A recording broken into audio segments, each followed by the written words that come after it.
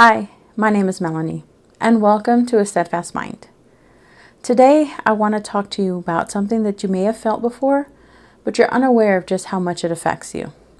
It's called condemnation, or being condemned. Anytime that you're feeling guilty or ashamed because of a past sin or mistake that you made, you're condemning yourself. It could be something that you did yesterday, last week, or even years ago. But every time the thought comes to mind, you're torn up inside. And it's not just you. There are people always wanting to point their finger at you and say, well, if you hadn't done this, or if you hadn't done that, you wouldn't be such a mess right now. Condemnation goes beyond just feeling terrible for a mistake that you've made. Sometimes we're able to move past it because we've learned and we're ready to move forward. But when you keep beating yourself up over and over again, you're putting yourself into a place that God never intended us to be in.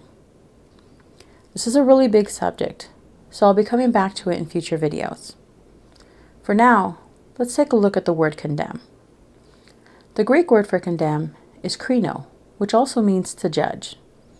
So that guilt and shame that you're feeling is your reaction to the judgment that you've placed on yourself or that others have placed on you.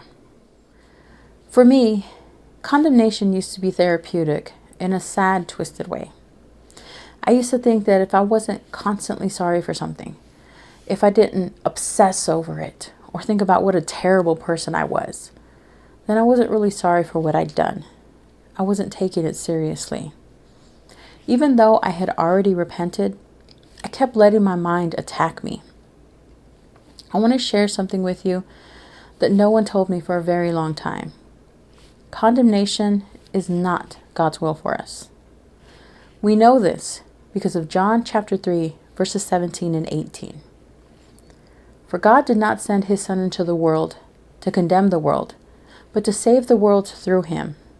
Whoever believes in him is not condemned. When you're feeling guilty or ashamed because of some past sin you committed, it's not Jesus pointing an accusing finger at you. He came only to save you. He's standing before you, arms wide open, saying, it's okay. Let me carry that shame and guilt for you. And he did. He carried it all the way to the cross.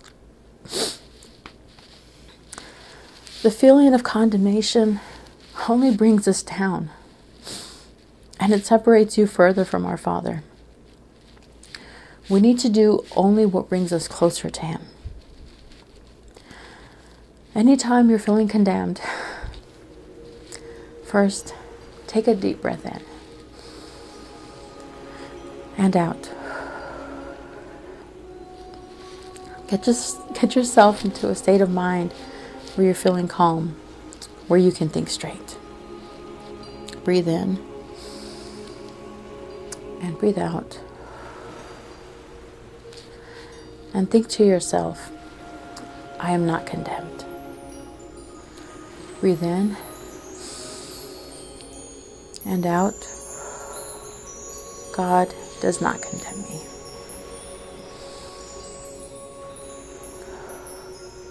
God does not condemn me.